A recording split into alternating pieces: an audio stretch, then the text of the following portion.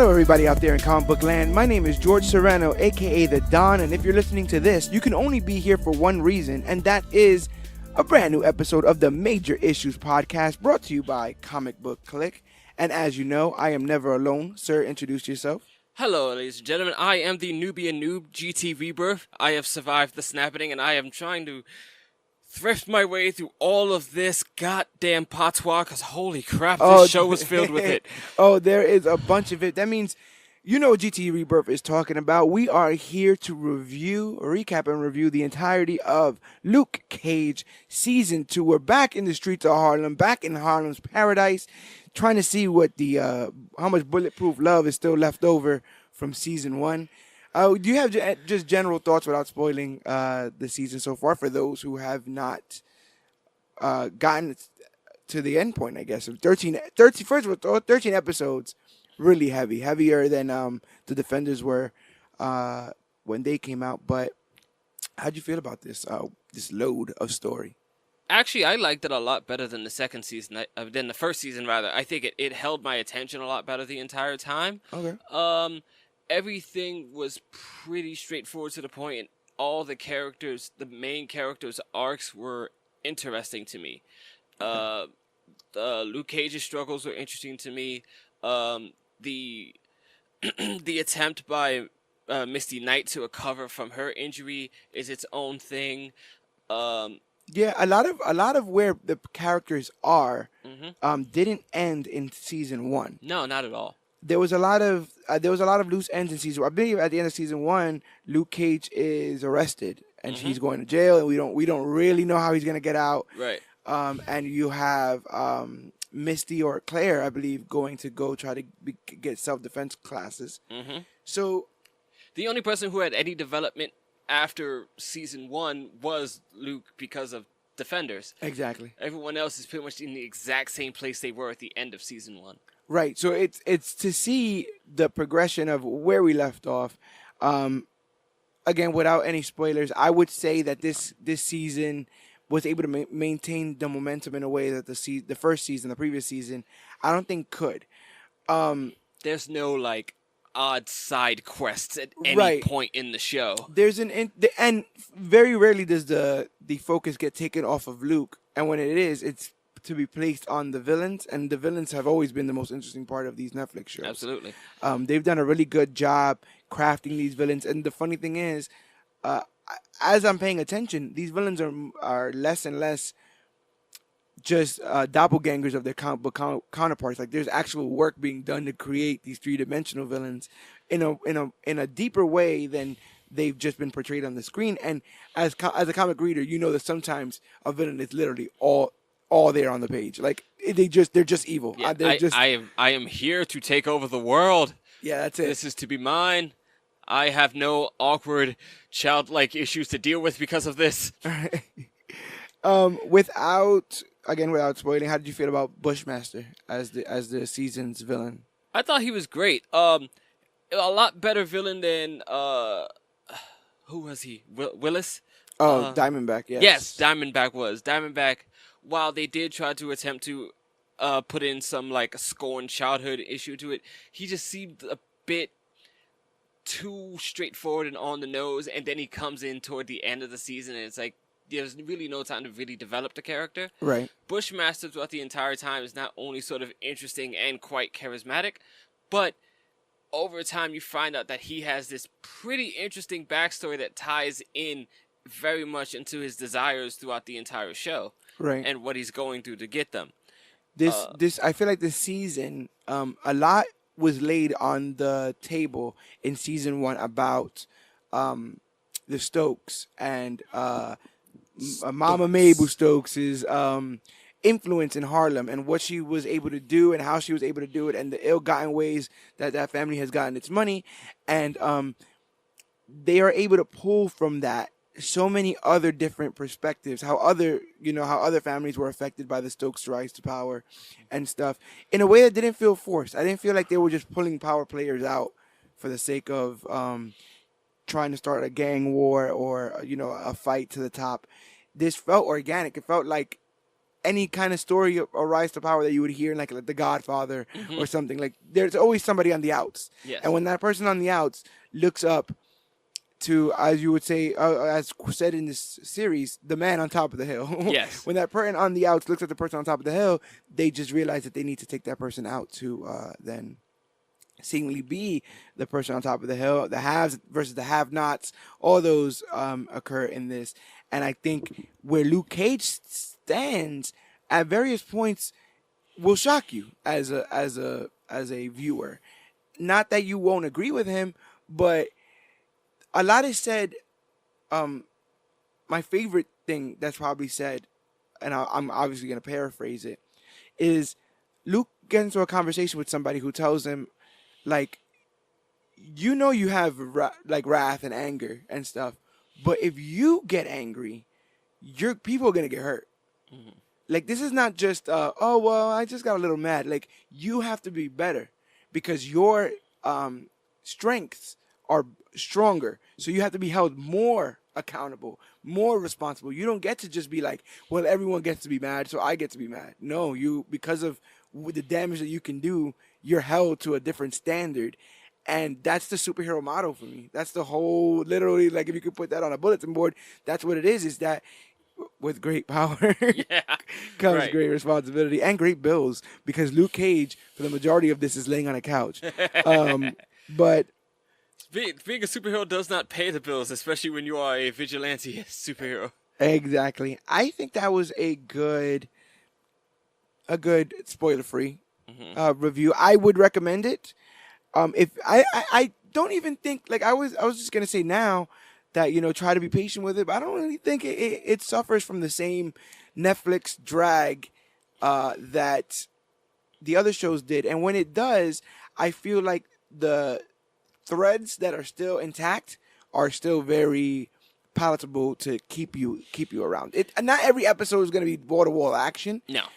Even though they try to do that at some points to kind of an exhausting level, if you're like us, where we're binging it, you know, it's Yeah. like an episode will end with a fight and then start in the next episode with a fight, and then there's a fight in the middle.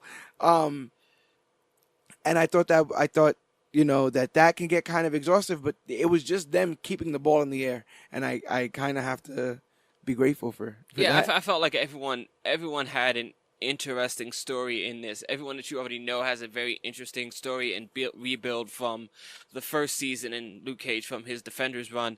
And even the new characters, for the most part, as they start to build them into the thread of the entire show, start to really show their place in that world. Yeah. A lot of people really stepped it up as far as creating a spot for them where they can build off of and create new stories. Right. Which is always the most important thing when you put these new people in. And it's also interesting because you find out oftentimes that while writing and crafting these shows can be a very, you know, paint by numbers, connect the dots kind of situation.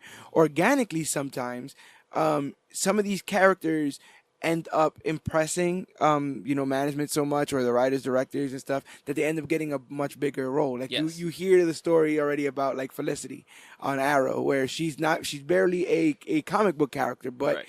because of supposedly her effect on Steve Amell and how he acts with her, their chemistry, she was kept on, and her role expanded so much.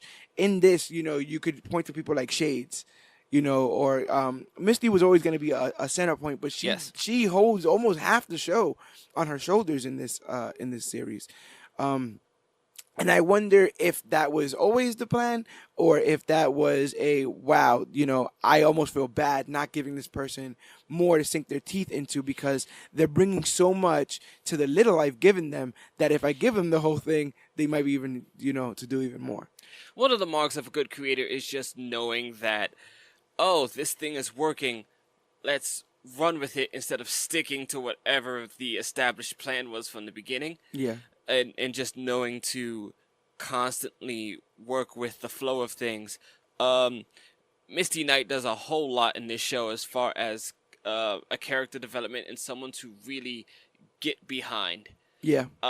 I felt like this entire show, I was just like, Misty needs her W. She Oh, has yeah. not had one for Yeah. a while. Oh man, yeah. Let's get into some plot details. So we're gonna, if you have not seen the show or you haven't finished, continue because everything else going forward is gonna be extremely super spoiler filled, because it's time to dive into the madness that was this season. That was season 2. But before we do that, let's just a little bit of notes for season 1 to give us a little backstory on this.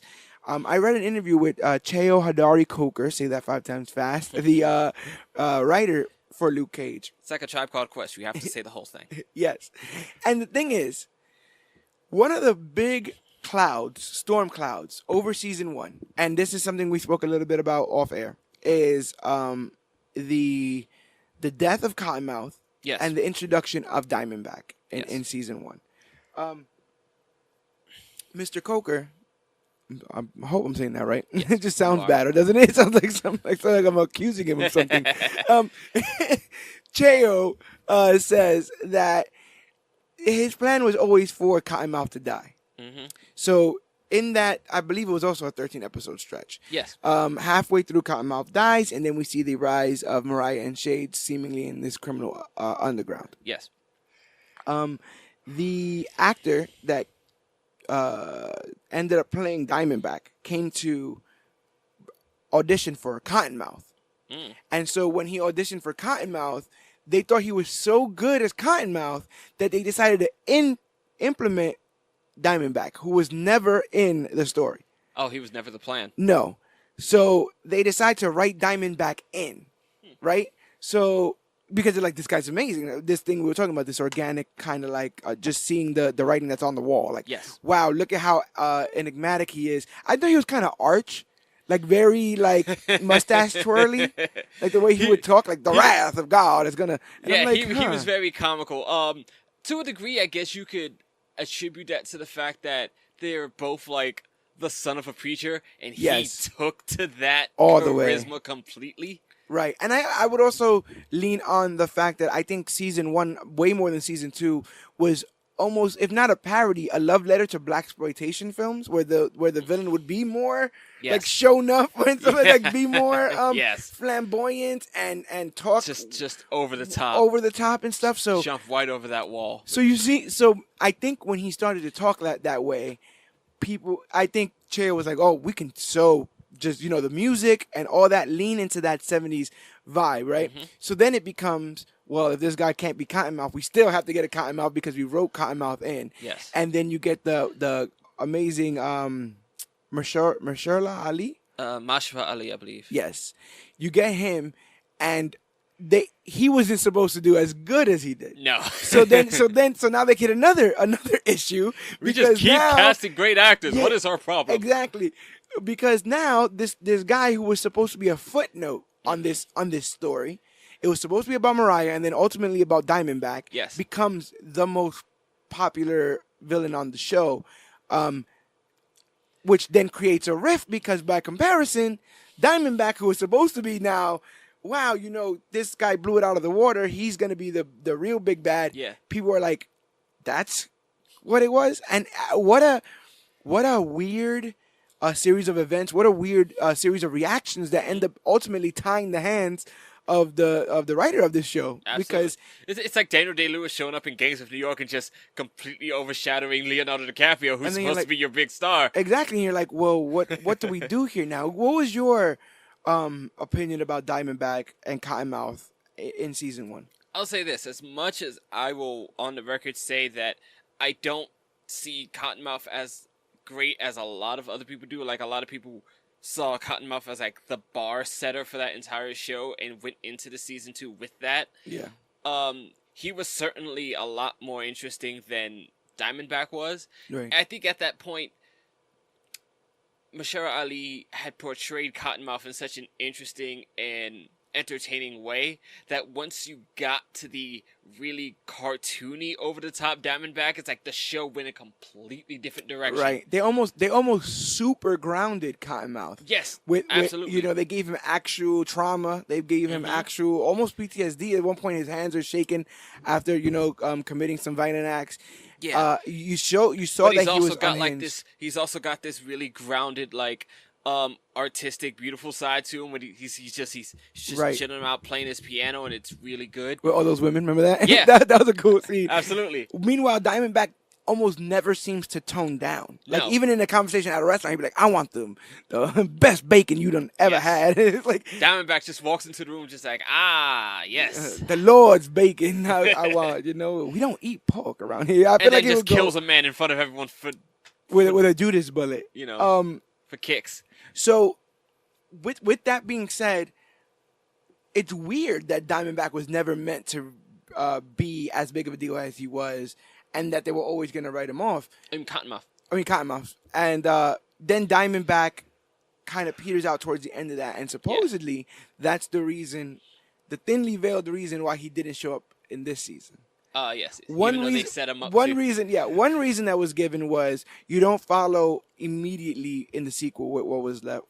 That was one of the reasons he gave. But the other reason he gave was kind of, sort of, paraphrasing, y'all didn't really like him. So, y'all didn't like him as much as y'all was supposed to like him. Y'all digged Ali too much as Cottonmouth. So we turned left. And whenever we feel like turning right again, we'll turn right again. But clearly we cast it too far up and we got him too talented. But what a crazy development. So that was the last that we left off. We found out in Defenders that Mariah and Shades are out. Mm-hmm. And that Luke Cage is gonna have to go back to business. But this is the first stories of Luke Cage after the Midland Circle explosion in Defenders. Yes. Matt Murdock is seemingly martyred. The other incident. Yes. Matt Murdock is seemingly martyred as a result. We got Luke Cage back in Harlem with Claire, right? With Claire Temple. How do you buy that relationship? I kind of still want Luke and Jessica, and I know we're gonna get it. We're gonna get it. Yeah. You know what it is? It's the books. I guess so. It's the books. There's a point in this series where Claire is having the conversation with Luke that Jessica has at one point, which is like, what do you mean you're not going to get paid for this? Like, cops get paid for this, firefighters get paid for it. We got bills. Like, if we ever want to get off my mom's couch, like, if we ever want to get out of here, we're going to need to get paid. And it's like, Jessica needs to have those kind of conversations with him. But she's all screwed up, too. We covered season 2 here on Major Issues. So go back if you've seen Jessica Jones, because we have an episode covering season 2. And very similarly, she's trying to find out who she is without the superpowers or without being a superhero. And in this, he's trying to find out who his identity is as a superhero, as the hero of Harlem, as we yes. see in this. As far as those two, I think even though it is the relationship that exists in the comic books, I personally do not think that Luke Cage and Jessica Jones have that on-screen chemistry with each other. Right. And they were almost written off as a fling. Yes. That happened right in the beginning. And it was really one of the most awkward scenes I've ever seen. And now in the first episode, in every first episode that he appears in Defenders, yes, making love. In Luke Cage season 1, first episode, making love. Luke Cage season 2, first episode, making love. And the first time she's seen in Jessica Jones, making love. Yes. This is his thing now. Luke Cage will be making coffee every time that you see him. He is the best barista. Oh, they made a point to throw in a really awkward coffee joke this season. All kinds of coffee jokes left and right. It was hilarious. But do you buy him and Claire more? I do, yes. I think they're just a warmer couple. I think their chemistry bounces off each other really well. She's a lot more. This is the thing about their attitudes. She's a lot more toned down than he is. Yeah. While he has a softer voice, he's still kind of booming in the way he expresses himself, and she's able to bring him in. Whereas him and Jessica would just be rams against each other. You know what? That's a good point. I actually think that Jessica may not have the patience that it would require to deal with someone like Luke Cage, because you see in the beginning of these episodes. Could you imagine that fight? Good Lord. As Cage is trying to come up with this identity of being a superhero, Claire's starting to realize that things are changing about Luke, as the business, as the job would do, as you hear about with cops, right, who start off with an idealistic version of how this job is going to go and how they were going to police the city. And some of those people end up becoming jaded, and it turns the entire experience, kind of sour. And so she's starting to see that in Luke, where Luke, as she puts it, is not only stomping cockroaches out, but is enjoying the stomping. How do you feel about that character arc or progression of Luke's wrath and the fact that he doesn't I wouldn't say doesn't have control over it, but doesn't really want control over it. He doesn't seem at war with himself more than fed up with people and situations that he feels are never going to be redeemed or have any sort of redeeming qualities. Like some certain people, like he says with Mariah or something like that, he feels just need to be handled. And it was that surprising coming from a hero, coming out of the mouth of a hero, where he says, many times, like, brutality is what gets things done. I think it fits him because that's the environment he comes from. Okay, that makes sense. I think, when you grow up in that area, like we're both New York City guys, you grow up in that area understanding that aggression is kind of what works. Yeah. And for someone like Luke who just wants to see the job get done, it's a fight that doesn't really end because they will always pop up somewhere. Right. You get rid of one scumbag, another one fills that power vacuum, and they'll keep popping up. There's going to be drug runners everywhere. There's going to be kids. There's going to be people causing trouble. It is the frustration of the job never ends. Right. And he makes the cardinal superhero mistake of trying to be Luke Cage all the time. Yeah. Which never works. And they go into, him and Bobby Fish. Bobby returns. I actually love that character. He's so funny, wise, slick with Claire and stuff like that. I really dig his demeanor. And he tells Luke, like, how are you supposed to be Luke Cage half the time and Carl Lucas half the time? All the time. Yeah. Which is true. You can't be half of two people at all times. And Luke is stretched incredibly thin in this, to the point that I think one of the most clever parts of this show is the scene or story arc where Luke's heroism is used against him. Mm-hmm. It's used in a point of, like, I know you're gonna save me because that's what you do. Yes. And I can clock that. This bus is never late. Yeah. When danger arrives, you arrive, and you're just gonna save me. I can play you like a fiddle because of that. And that's such a disheartening series of scenes or of a story arc, because it does show how quote unquote predictable superheroes are, and how we see we often see, like, the supervillain plotting and getting these elaborate schemes, and we go, well, how could you certain things would have to happen at every course for this to perfectly go on, but right. Are heroes that predictable? Is the idea of, like, well, I can just lay out the bait and they're just gonna show up. Like, I thought that was it was very smart. I don't remember a lot of the medium going to that. Mm-hmm. Sometimes you have it in Spider-Man, right? Like, you gotta save both of these and they're gonna show up and do it. Yes. But cheers. Yes, but in this, it's like it breaks his heart, because you remember in season 1 how often he would say he doesn't want to be a hero. Yeah. And not only is he a hero now, but he's almost forced to be at every turn, because he refuses to live in a world and turn a blind eye to what's going on in his community in Harlem. The hardest part about it for Luke Cage, which is different than pretty much almost every hero you know about because they're so largely scaled, is that everyone knows him. Right. So, like, you can't walk down the street anymore without someone coming to you with their problem or someone asking you why this hasn't been handled yet. So there's almost no reprieve from it as well. Exactly. It is the difficulty that comes with the hero, or rather the heroic journey, that it has rules. Yeah. In its own way, Yeah. And that's the difficulty of combating villainy. Actually, now that I say it, you see that on two ends. The difficulty with being a hero and combating villains, and the difficulty with being a officer of the law and combating criminals. Right. It's just one side has rules and the other side has none. Yeah. So they can do whatever the heck they want, and you have to abide by these rules. And then there's the entire turnaround between the officers and Luke Cage, where they want Luke to abide by their rules. Right. And Misty goes through that in this. You know, she lost her arm in the Defenders against a hand, and she deals with what it means to be handicapped at her job, but in more ways than one.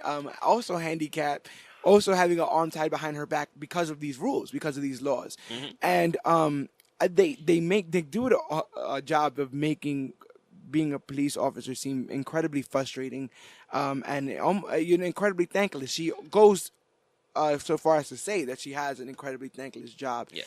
And it's funny how you say that idea of, the rules versus the no rules, the vigilante versus the law, because while at various points Misty sees that barrier that she can't cross, to that seemingly she has to get to those very elusive criminals. The way that criminals are constantly using loopholes and being the snakes in the grass, being able to hide, in plain sight, angers her to the point that she wants to use the same criminal tactics to stop these criminals. Something that Luke Cage, that idea is offered to him. The idea that, well, why don't you be as brutal as they are? Why don't you fight fire with fire? And Misty's that barrier for her is almost what keeps her on that side of the fence. Yes. Where I think Luke is seduced by fire with fire. Yeah. To the point that by the end, he's almost unrecognizable. And it almost goes to show, and we hear it all the time, right? Like the difference between a vigilante and this and all this other kind of stuff. But it really shows for the first time in plain sight what those rules are meant to do. And while they might handicap the hero, like Batman's no-kill rule, right? You see it's like it handicaps the hero. It does keep them honest. It does keep them on the straight and narrow, because if they are able to do whatever that they want, are they indistinguishable from the villains? And that's a scary thought. Completely, especially since, like, for all intents and purposes, they are already indistinguishable from the criminals on paper. Yeah. Because they are not licensed card-carrying officers by any means. Yeah. They are out there. Batman is assaulting people on a regular basis. Oh, we see it with Cockroach. Cockroach is yes. one of the people in this show that was trying to bid for Mariah's guns. Mariah trying to get clean, and so she's selling all her Hammer tech. I wonder how Hammer feels about all this. He's all locked up with Trevor. But she's trying to sell her guns, and Cockroach is one of the low-level guys that is trying to buy her out, or at least buy the guns out, and he beats on his wife or his girl, and he beats on her son and his son, and Luke doesn't take too kindly to that. And we've all been there. We've all known somebody who's been a victim of domestic abuse, unfortunately. Yes. Or witnessed it ourselves. And so we know the anger that comes with that. And that's an anger that Luke Cage gives into. And on paper, he goes into a man's house and beats him damn near to death. Yes. That's just on paper. Whether he was justified in doing so, that's for a court of law to decide. Right. But like you said, again, undistinguishable. He broke several laws to get in there and then do what he wanted to do. But seemingly on the righteous path. Right, but it also goes to make it transparent that if he didn't, worse probably could have happened. So it makes you as a viewer sit there in that uncomfortable position of saying, at what point is breaking the law okay if you stop people from breaking the law? Right. Which I think is an incredibly it's a huge point in the show where he has to make that decision to do the incorrect thing to do the right thing, right, in the big picture, instead of just sort of sitting back, and then now you had to deal with the guilt of not doing what was the right thing the wrong way, and also enough of the right thing, right? Yeah. Like seeing these things to its end, where like, oh, I'm going to lock up this person because they killed a bunch of people or sold a bunch of drugs and now they're off the streets, versus I'm going to kill this person, make a permanent end here in Harlem. And, like those decisions are, big ones. At various point in this, Luke Cage says, like, had I just stopped Mariah, or had I just let her be killed or killed her myself, then none of this would be here. And it's a rough battle to deal with internally, because, I mean, is that going to be the new MO? As soon as you start seeing a little fire, are you going to put them out with deadly force? And if you do that, again, like Claire said, or do you become the exterminator? Do you get to pick and choose which roaches get to live and which ones don't? And that's a scary thought. at when you talk about Wrath in general, and you heard we get to see Reg E. Cathy as James Lucas, Luke's father, and he talks a lot. The series is bookended by his speech about wrath, and how we're supposed to, if you're a Christian, give up the wrath that you have to God and let Him sort it out, and get the vengeance on your enemies and all this other kind of stuff. Because if we give into it, it poisons us. It's toxic and all this other kind of stuff. And that's another layer to this season: the idea of vengeance as a rightful answer, as fair. Yes. And that comes manifested in Mustafa Shakir as John McIver, a.k.a. Bushmaster. Bushmaster shows up as a revenge-fueled villain who takes Nightshade. It takes a little Nightshade. A little bit. It's a formal enhancement to increase his strength and durability. And he has literally a cross to burn for Mariah. And the entire series is about at what point is vengeance justified. And we go through vengeance with him. We go through vengeance with Mariah.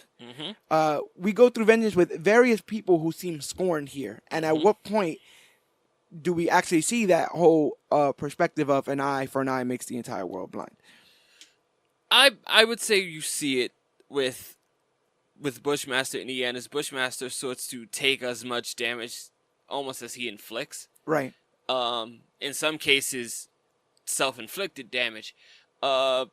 Bushmaster is a man with complete tunnel vision and, how do you say, very, very strict tunnel vision. Yeah. He almost got blinders on. He can't see absolutely. anything else besides this Mariah thing. Nothing else matters. The only thing that gets to him is that Usain Bolt comment.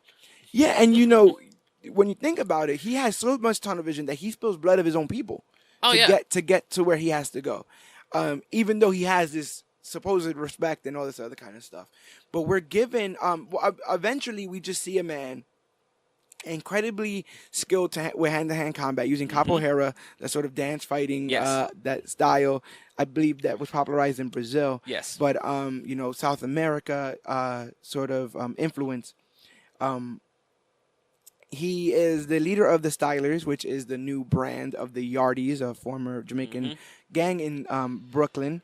And we see him take a bunch of bullets the first time we see him, and he just kind of shrugs them off. And then we are shown that he has been taking this sort of herbal enhancement called Nightshade that is drug-like in the sense that the more he takes, the more it hurts him. But the amount of strength, speed, and durability that he gains from the Nightshade allows him to be almost equal to Luke Cage, which gave us some of our most exciting fight scenes. Because in season 1, he didn't fight Cottonmouth. He wasn't going to fight Cottonmouth, that he would have killed him. Yeah. He didn't fight Mariah, and then when he fights Diamondback, it's in the last episode because he has a super suit.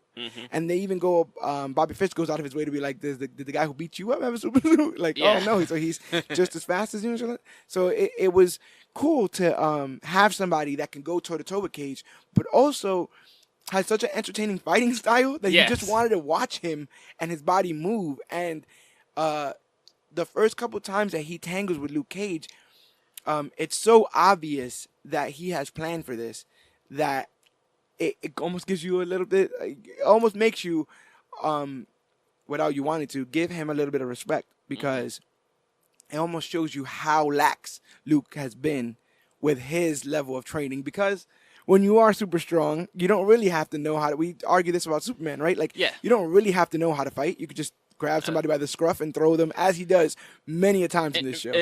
Throughout the entire show, it's just like dudes just get little pats on the head, like knockout. Right. It's hilarious to look at. But Bushmaster, skilled, skilled and fearless. He is so. They often say, right, that the wrinkle to a good villain is that he needs to think that what he's doing is completely justified. And there is nobody in this show that feels more justified in their actions, in their horrible, disgusting actions, than Bushmaster here. Bushmaster is a raging fire of righteous vengeance in every way, and a compelling backstory to sort of match it. It digs real deep everything seems to go back to the Mama Mabel. Right. How do you say? Quincy Stokes? I mean Quincy McIver? Yes, Was the I think yes. so. Quincy MacGyver and Buggy. Yes. Buggy Stokes. Buggy Stokes. Yes. Buggy Stokes. Yes. Just family drama dating back from the beginnings of trying to rebuild Harlem. You know, these series of families go out of their way. They create rum. They are able to buy Harlem's Paradise. They all have, you know, stake and share and all this kind of stuff. And then either miscommunication, he say, she say about how Bushmaster's kin shoots the kin of Mariah Stokes, leading to this generational war. Yes. Coming all the way down. Do you think, while they definitely gave a sympathetic backstory to Bushmaster, do you think it was enough to make it justified, to make everything going forward justified? I don't think it makes the several grisly murders throughout this show justified, but I think you get an understanding of this deep-seated hatred for that entire family. Right. Do not call her Dillard. It is Stokes. Mariah Stokes must burn at every point. Every single time. He's never even angry about it. It's just like, about Mariah Dillard, Stokes. Yeah, they're like, what you want to do today? May want to go to the park, and also, by the way, Mariah Stokes must burn. At every point, no. So good. They make an interesting parallel also in its own way to their national backgrounds too, where Stokes, the American, seemed to give in to the white people who wanted to come in and take over their business just like they took over their people. Right. Whereas the Jamaicans resisted and fought them off. And he says that at a point, right? He says that's where my entire culture is based on. It's based on resistance or based on Was it the fighting Maroons back or something? Yeah. Yes. The whites came and they resisted and they pushed them away. Let's talk culture, because one of the reasons why I really, really liked Bushmaster in this show is that New York in general is a melting pot, but New York City is literally filled to the brim with every sort of race and culture, and none of them are hidden. No, not at all. They are out there. They're out in the forefront. There are full neighborhoods, you know, saturated with all kinds of race and culture. The music is playing out loud. The flags are out there. Yes. Depending on where you go, you can walk in a mile and experience basically the United Nations. We've got several parades in a calendar year. And I thought it was incredibly accurate. The portrayal, the accents, all this stuff, the music. I mean, I grew up a child of the 90s in New York, and the reggae genuinely made me smile. It was, I had a Pavlovian response. It felt like I was home. And so every story told then was a story told to me with the setting being home, my home. Yes. These train stations, Flatbush, Harlem, you know, you see these places. If you're a New Yorker, the entire thing is so familiar to you, and it's a different response you get to it, because the show feels like home. Right. You know, it's not like a movie that films their New York City in Canada because it costs less. Exactly. No, it all feels like home. You're right. And I don't know if you get that twist if you haven't been here or are not from here. I'm not saying it anyway. Yeah, I'm not saying it any way that, you know, you won't get the show if you're not from New York. But if you have been here or you know you are from here, there's definitely a love letter to Harlem, to New York, to the melting pot nature of of New York, and also to the gritty past of New York. The idea that so many families, races, cultures have constantly been fighting for turf, I think power. Frank Lucas comes up at one point. All of that, you know, the Italian mob, the Irish mob, the Chinese, the Koreans. How much every race has sacrificed, and the lengths that they've gone to not only obtain power but carve a piece of New York out for themselves, their culture, and their people. And so in this, New York City is essentially Battleworld, is what you're saying. Right, yes, 100%. And what's also pretty crazy is that with both Luke and John McIver, Bushmaster, we're given these this dichotomy of, well, I'm only going to be looked at a certain way, so I might as well lean into that. Yes. And both of them are told by Claire and I believe Anansi, his uncle, are told, like, that's not the way. That's not like it. While it is a viable option, if you do believe that everyone's gonna just think of you like this, might as well lean into it. Like he says to his nephew, and there's so much love for Bushmaster by his family in this because they understand that this is a kid who has lost it all. He lost his family. He damn near got killed and shot in the gut for selling coconuts. Right. And has been brought back to the dead. He's just a survivor. He just as long as he's able to live, they have love for him. But this wrath thing is taking over their family. It's taking over the good that they see in him. And same way in Luke. Luke yells at Claire, like, if everyone's going to be scared of me, I might as well be scary. Right. And, it's just easier. And we've all felt that. We've all felt that pull of just leaning into the stereotypes that have been laid out before us because it is rough when you're trying to blaze a new trail and you're being accused of just doing what everyone else does, or everyone in your race does, or everyone in your color does, or what you are expected to be. Exactly. And so when do you lean into that? And I want to say Luke kind of does at the end of this, whereas eventually, and I mean Bushmaster does too, because like you said, he ends up taking eventually enough nightshade that deteriorates his mind, where he's having like memory issues, and he needs to be held up to walk. What is the price of vengeance? And there you kind of see to him how big this rivalry was. In Bushmaster's case, the price of vengeance is losing who you are completely, which with the memory issues and losing everything that he may have been before this is pretty much what it's going to cost him. At the end, it looks like it may very well cost Luke Cage who he was. Right. It's funny because, like we were saying, there is definitely a cost to this vengeance thing. And seemingly what you are doing these things for is for even playing field, right? But the eye for an eye sentiment comes in because at one point does vengeance stop. Right. In this, we see act upon act of vengeance compound. We have, Bushmaster cutting off heads. We have Mariah setting people ablaze on fire. Yes. We have, people getting kidnapped and all kinds of weird chess moves being made, ultimately to show that there's never going to be a last act of vengeance. Never. This will constantly be a war where both sides are trying to get the last laugh. And that vengeance appears to build vengeance upon others. Right. The vengeful acts of the acts of Buggy Stokes built the vengeance of Bushmaster. The actions of the criminal community built Luke Cage. Right. And the vengeance that Mariah has wrought out of her daughter comes out in her. Exactly.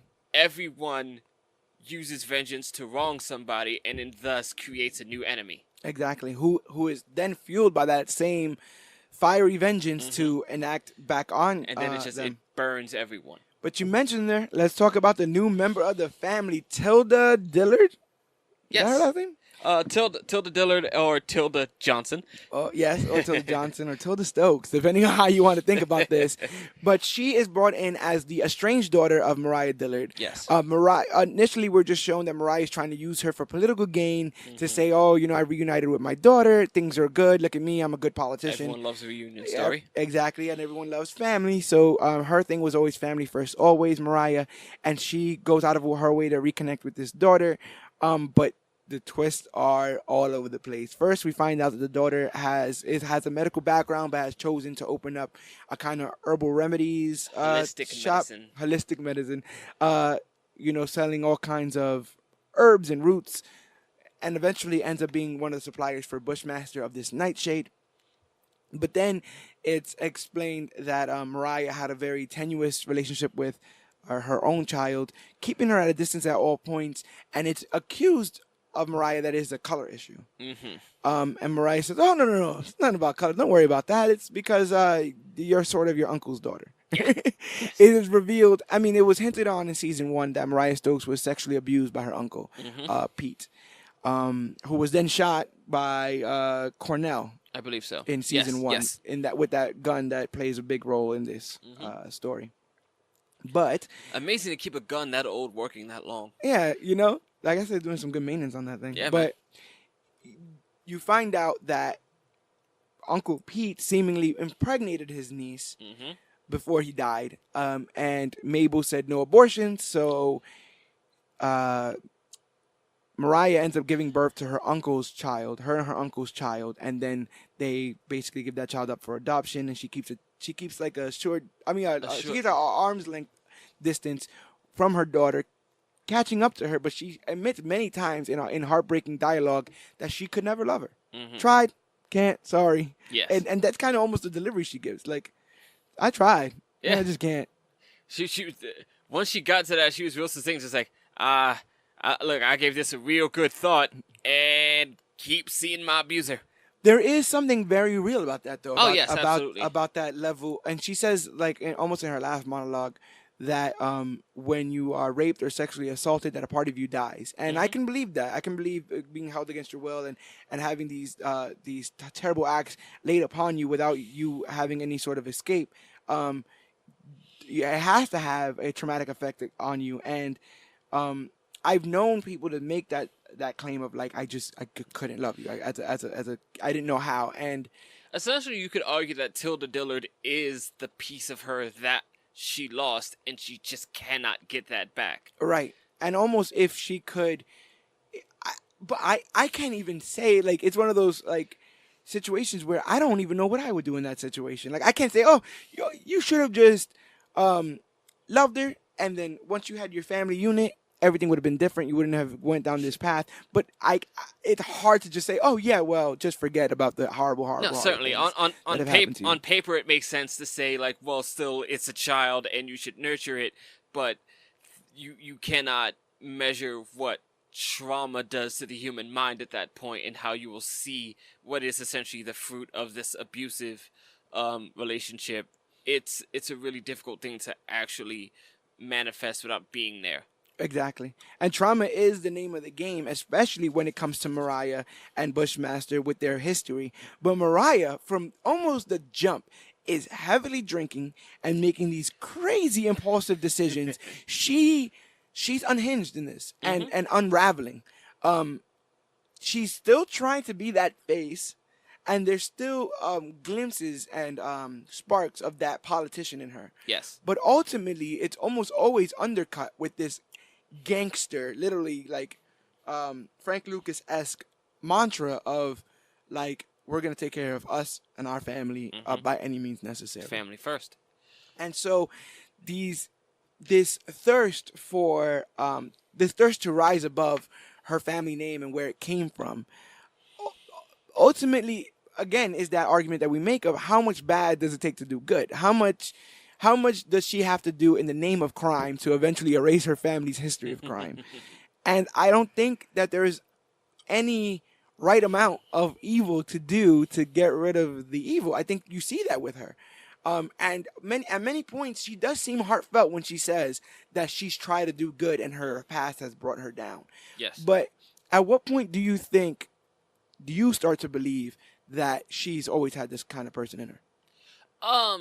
I think that the cold-hearted criminal side of Mariah Dillard is something that she was just raised on. You know, the first season really pushes into you that Mama Mabel made sure that she understood what the price of anything is in this world and what you have to do to get things your way. Yeah. And that the world is unfairly against you already because of your race, already because of your class and where you live. Yes. No one will ever give you the opportunities that you deserve because you deserve them. But mostly because of how you look. And Mabel instilled that in both her children, who have this disdain towards white or any other kind of race, really. Yes. They want to make Harlem black again, and they believe that they have been slighted, and because of that, again, you still have this level of vengeance where I have to strike out against every other race because my race is held back in the eyes of them, and so I don't want to play ball with them. They even have like that weird dialogue with Cockroach, right, where he's like, We're not gonna do. I'm not the cigar smoking black. I'm not the ganja smoking black. Let's make. And it even goes to show you how race is dissected even at that level of black on black. Yes. Claire even says in her that she's experienced racism in her household. Exactly. And being Hispanic myself, I can say that there's this weird self-hatred of Spanish people or Latinos that look light-skinned versus that look dark-skinned, and it's this weird sort of subcategory that we do where we and you see it in the show where people are constantly in their own minds trying to come up with logic as to why they're better, deserve more, and deserve to be at the top. Yeah, there's a lot of division between their own sub communities, and it creates little rifts in everyone. All of it to me ends up making makes Shades' character stand out a lot because he looks nothing like anyone else on the cast at that point. Yeah, that's true. Shades is just this light-skinned Hispanic man who just kind of stands off to the side, speaks very slowly, very eloquently, and very simply. Yeah. He is a standout character in the sense that you never exactly know where he's coming from or even what he's... You never get a sense of where Shades stands in any of this. Right. He doesn't have a dog in any of these races, it seems. He doesn't have this bigger ideology. Shades is out for Shades. Yeah. And through season 1 all the way to season 2, one thing that's always rang true about Shades is he has the gangster's instinct, right? You've seen it at various points. The exclamation point comes up over his head like in Metal Gear Solid.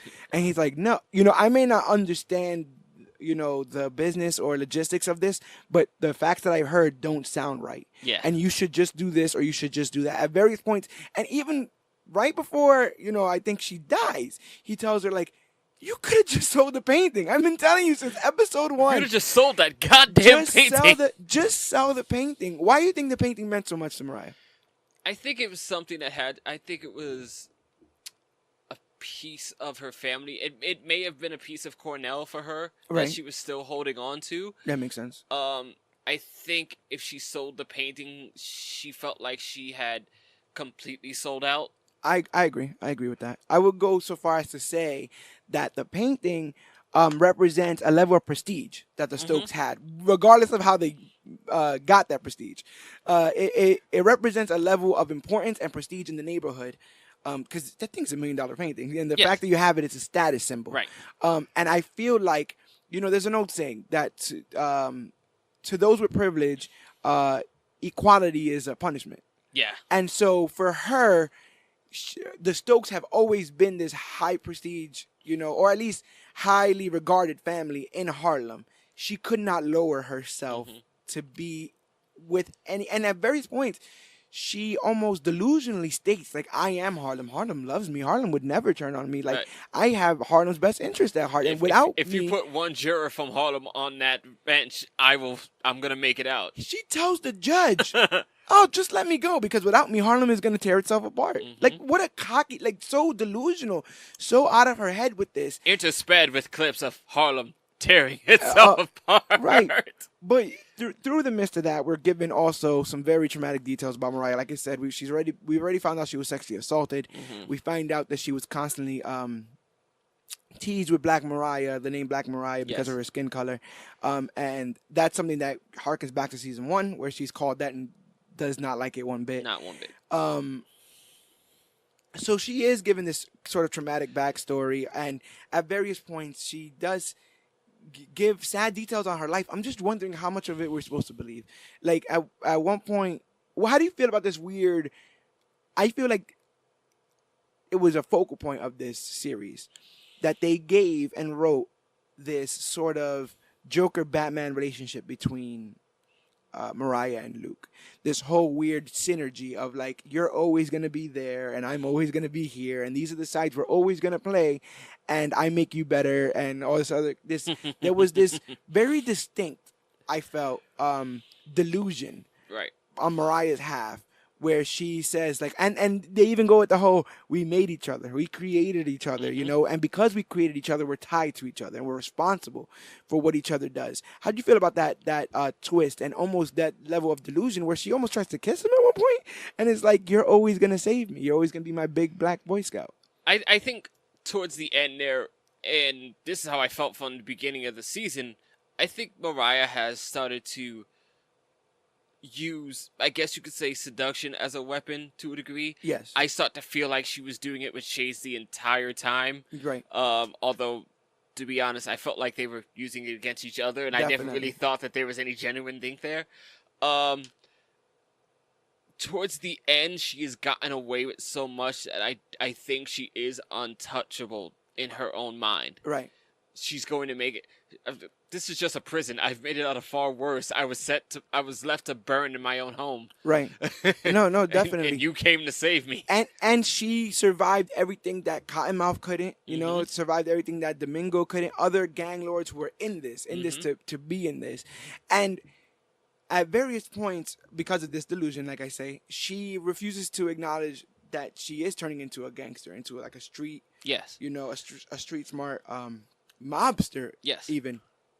But regards Shades as, what did she say? Just a street level, like she hand waves him away as like this low level gangster thug. Yeah. And Just yet she was so seduced by the quick means of that lifestyle, a lifestyle that Cornell seemed to be fully in without any kind of shame. She, remember the beginnings of that. Like, we can watch episode 1 of season 1 and see her be like, I don't want to deal with all that. Just tell me when the money's coming in. I don't want to deal with the nitty and the gritty. But then it gets to a point where, she's all in that. She's bringing people to the club for these meetings, these undercover meetings. And it's what gets her busted, is these outlandish displays of power where, like you said, she feels untouchable. Yeah, she sort of does the same thing Cornell does in season 1, that Shades notes, having seen both, towards the end, just starts making decisions to get rid of the problem. Right. Cornell completely unravels before his own demise and does whatever he has to do to eliminate Luke Cage. Mariah starts to do whatever she has to do to eliminate Bushmaster. Interestingly enough, by the end of this, it's like, yeah, there's a fight between Luke Cage and Bushmaster, and Luke Cage is trying to stop Bushmaster, but really, the battle is between Bushmaster and Mariah Dillard. Yeah. And Luke Cage is just trying to keep Harlem afloat. It almost throughout the entire thing. It reminds me a little bit, very little bit of, because I love how these Netflix shows are borrowing from each other. But you have a little bit of Jessica Jones with the father relationship and trying to say, at what point is how my parent hurt me not the excuse for how I live my life. Right. So you get that from Jessica, but from Daredevil, you get almost a season 2 Punisher arc, right, where this unstoppable force is trying to get redemption from something that was a horrible act that was committed on them. And although I sympathize with them, the right thing to do is to stop them, regardless if they're killing the scum of the earth. Right. I have to make my stance that vengeance isn't the rightful answer to all this. And I thought that was pretty cool, because you even get the same sort of team up where it's like, we're gonna go out there. It's Frank and Matt. It's Bucky and Cap. Right. We're gonna go out there. Don't kill anyone. All right, we're gonna go out there. I'm telling everybody you're not a killer. Right. So don't kill anyone. I told you not to kill anyone. You get the same Luke at 2 points in the show sides with both of them on some way. Yes, and protects both of them. Yeah. Protects and defends Luke both of them. comes in and saves Mariah. Luke comes in and saves Piranha, who has wronged all of them. Yes. Luke comes in and starts to work with Bushmaster, just don't kill anyone. Yeah. Yeah.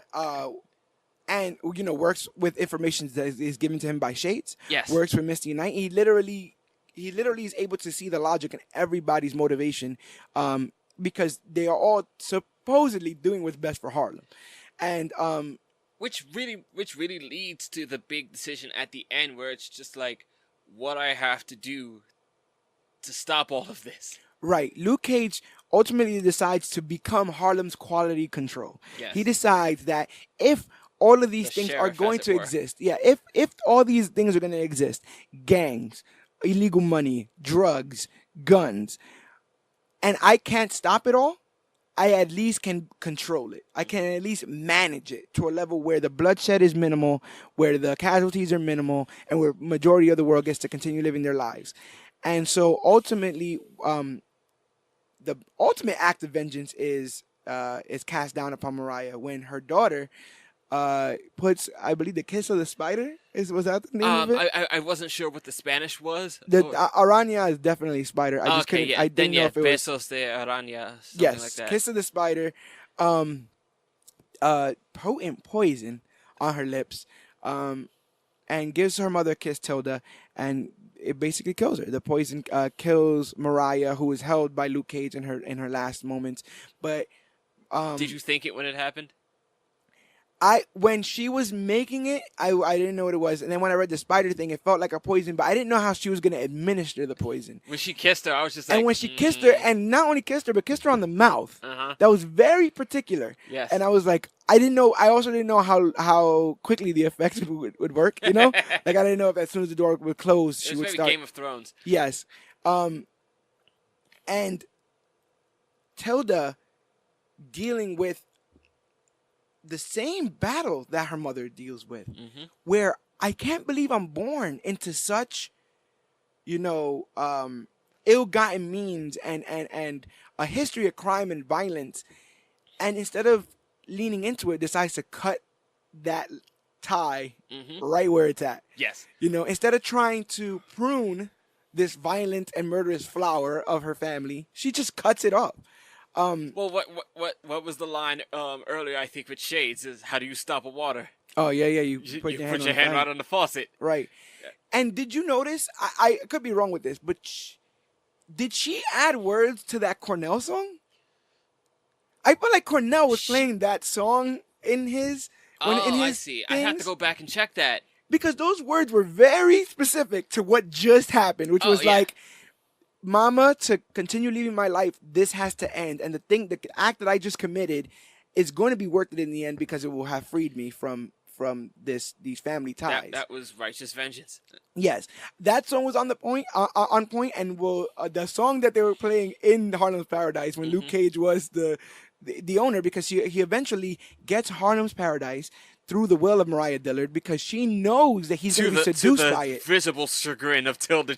Yeah, the daughter thought she was going to get it. I guess that's one of the reasons that amped her up for killing her. He's like, at least at the worst comes to worst, I'll get that, and then I'll be able to fix Harlem the way I want to. But Luke... she'll be able to get the money to keep her business afloat. Right, because she wants to do this without her mother, but if she can get some, financial help, all's fair. But Luke decides ultimately to take Harlem's Paradise, be its owner, and so he can survey the crime scene and replaces the Biggie photo with Muhammad Ali.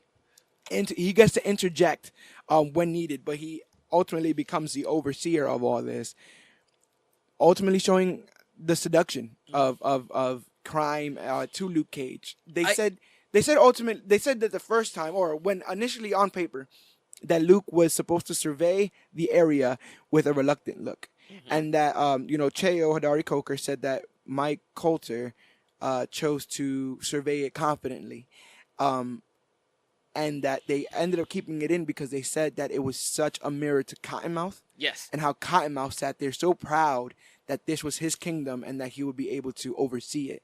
A chilling visage for those who have been rooting for this low-level criminal this entire time. This street level sleeping on the couch criminal, because Pop's rent is going up, and so and he's ultimately, that was also a heartbreaking moment. He's kicked out of Pop's. Yes. Because he's been told that, and at various points, Pop's is the meeting ground for everything that Luke Cage is dealing with in this season, because he has nowhere else to go. Yeah. And he's told by DW, the kid that's filming majority of this stuff, the kid who came up with the Harlem Hero app, the T-shirts, all that stuff. He's told that if you can't keep this place Switzerland, you can't be here. This place has always It been. has to be neutral. It has to be neutral. I don't care All who sorts I of have to kick out. all Who I sorts have of to. people have come in and out, and it's been a safe ground. And we saw Cottonmouth come in Mm-hmm. and get shaved up in season 1, and no issues, no drama. Maybe a little bit of smart alecky talk, but nothing. Sure. Nothing. Too Cottonmouth very much took antagonistic. advantage of the rules there. Exactly. So, they're turning Pops back to Switzerland, and to see that the first person to break that rule is Luke Cage shows you how far he's gone in this instance. I think when you talk about Luke Cage being seduced into it, I think he was also very much like scared into it. Yes, because he initially says no. Yes, and then there's the woman. I think he even mentions to burn it down. But there's the woman who is one of the crime bosses that speaks to him, and he very much mentions that if they took her out, the Russians would have no problem coming into this city and pretty much burning the entire thing down. Right. Women, children, everything. Whereas, and then I feel like he knew at that point, like, how could I possibly stop that? Definitely, people saw or see crime as dominoes, as a domino effect. You knock down the kingpin, and everybody else goes down. When in actuality, it's more like Jenga, and so he saw that moving this piece here. If he got rid of one of the crime bosses in Harlem, or that was trying to get into Harlem, that the entire thing would crumble. Ultimately, making a deal with a lot of these gang members, and at the end, when he's in Harlem's Paradise, he has requested their audience. These gang members are there. The biggest and baddest that are all fighting for the soul of Harlem are in his club. And they're all allowed and invited into his club. And somebody who isn't is Claire. He tells Sugar, who also is, now he has muscle. Luke has muscle. He tells Sugar, formerly Cottonmouth and Mariah's bodyguard, to tell Claire to go home. Yeah.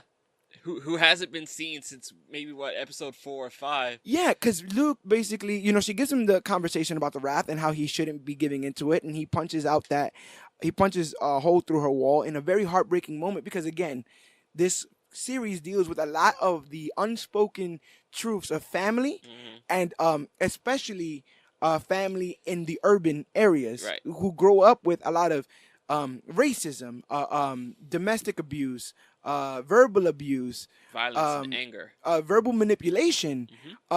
This is what you're meant to be. This is what you can be. These are the only routes you can take in this world. These weird this weird manipulation.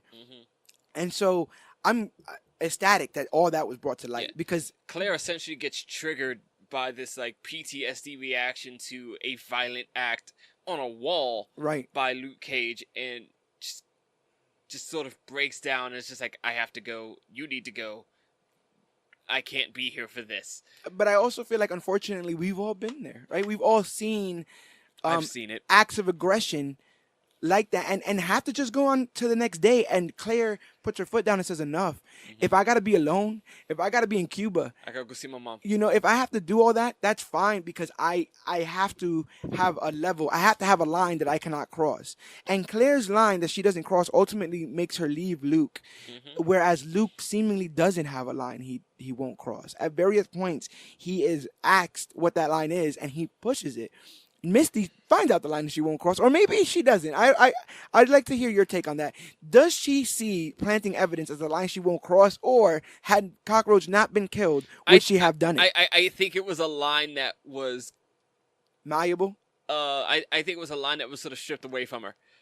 That we didn't even get a decision to see whether she would cross it. But she didn't get to cross that line, and it was almost how do you say, an unfortunate happy accident in that sense. Right. She was there to do it.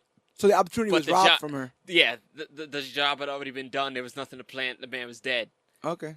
But that line for her is Scarf, right? Scarf is that other side yes, of the cop that she's trying to be. That's when she becomes Scarf, and because that opportunity was robbed from her, she then gets the clairvoyance to sort of see what she almost did, and then decides to just leave the force altogether because she knows exactly what's about to happen to her. Exactly. And again, Scarf, for all his malicious and evil, dealings, had control, Mm-hmm. or at least felt like he had control. And that's a lot of what life is, right? Like when you feel like you don't have control over what's going on or what's happening to you, your body and your mind start to go into panic mode because you have to have some kind of semblance of logic Yes. to your day and to what goes on. And when you're a cop and the rules aren't working anymore, like someone did something bad, we caught them doing something bad, we arrested them for doing something bad, and they're in jail for doing something bad. When those rules don't apply, when someone could do something bad, be arrested, be acquitted, there wasn't enough evidence, all this other kind of stuff, when that starts stuff to fall apart, the rules of your life are falling apart. And we see that with Misty, where she doesn't know the right way to tackle the situation, but she's constantly trying to find where that line is. She knows the rules, but she's having a hard time believing in the rules because And the playing rules in aren't them. working anymore. And playing in them. And speaking of new rules, let's talk, let's give, the time that is deserved to the man who ultimately said that the rules have officially been broken. There's new rules on the table, and that's Shades. We spoke a little bit about Shades, but Shades has a lot to do Shades in this is a series. whole new person in this show. Theo Rossi is a tremendous actor. We've seen him play slimy and squirmy before in like Sons of Anarchy and stuff, and he always he's getting this gangster role down. And while he was played as a kind of a bit player, a powerful bit player in season 1. In season 2, he's ultimately the gangster conscience of Mariah that pops up on her shoulder constantly to be like, no, don't do this, or yes, that's obviously the right thing to do, Right. and is constantly undermined by Mariah because, as we ultimately find out, she thinks kind of little of him. Yes. In the end, her status is too big for her to not see over when it comes to Shades, and at the end pretty much treats him at the way she sees him, as far as you're just a street guy and I am, as you say, I am privileged. I am from a family of privileged names. I'm from people who I'm from names that people care about. Yeah. I mean something here. No one knows who you are. You mean as much as I say you mean to Yes. people. And so we find out two very interesting things about Hernan. One of them is his name is Hernan. We find out two very interesting things about him as a character. The first interesting revelation is that he does see an eventual end to all this. He does see an eventual end to his life in the game. He explains to Comanche, a friend of his that he releases from jail and gives a job under Mariah, Yes. that while all this is cool, the women, the guns, the money, the drugs, that it doesn't last forever. And that he ultimately wants to have a life after this. Do you believe that he saw that life with Mariah, that he saw like a white picket fence and the dog and all that stuff? Like, is that the eventual road that he wanted to go on when he escaped the life? I think he saw a way. I think he saw legitimacy. Okay. A form of it. I think that was the whole reason to not sell the gun business, but to use Harlem's Paradise as a platform to just being able to live on the outside. We're gonna get this money and just get the hell out of it. Right. I like the you get a lot of insight from the conversation he has with Mariah while she's in prison, where he says, well, now that you've killed somebody, prepare for life as a gangster with your head always on a swivel and never being able to trust anyone. And the delivery and her reaction was so chilling because that is it. I've known people who try to live this life, and you are constantly looking over your shoulder because the next guy is doing exactly what you're doing, which is trying to take out whoever they got to get to where they feel that they deserve to be. And that's not a life to live. It's literally, you don't know the culprit. And it's literally the Wild West or the jungle where animals are just being carnivores, and they will prey on the weak. They will prey on the lesser. The apex predators will show up and will, it's killer be killed, dog eat dog, all that stuff, and that's not a fun life. And you can see the exhaustion in Shades when he says that, because he's at that point past that life. He's and seemingly been doing it since he was like a teenager. Yeah, the Rivals, this gang that I believe Willis was also in, right? Yes, it was Willis, Shades, and Comanche. Yeah, being in this gang life, he ultimately gives up Mariah to gain immunity. to like you said, live on the outs. He eventually was able to parlay all of Mariah's crimes into what he ultimately wanted. Yeah. And while he wanted it with her, he eventually got it on his own, quote unquote, Yeah. until we get to that part. But the second revelation. The second revelation is that Comanche and Shades are a little bit more than best friends. We find out that although they were raised together and although they were in a gang together, they were ultimately arrested together. And while they were in prison, they did things that they had to do to get by. Yes, they engaged in a homosexual relationship. Yes. That wasn't reciprocated or wasn't continued once Comanche came back out of prison. It's weird to see where it is with Shades. Shades is very much reluctant to even acknowledge that there was anything real there, and it wasn't just an act of desperation in a lonely place. Right. Whereas Comanche has really bought into this. Well, that's the thing, right?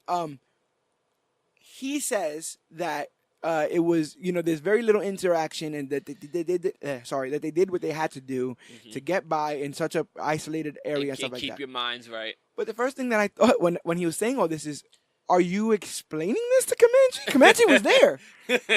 Have you told yourself this so often that when Comanche's able to bring these memories up, that you already have a response that you don't believe in, and he definitely don't know he believes in because he was there. And it's like, wow, you've been telling yourself this, huh? Like, you've been really telling yourself this. And he also reiterates something similar to Mariah, where he says that was pretend.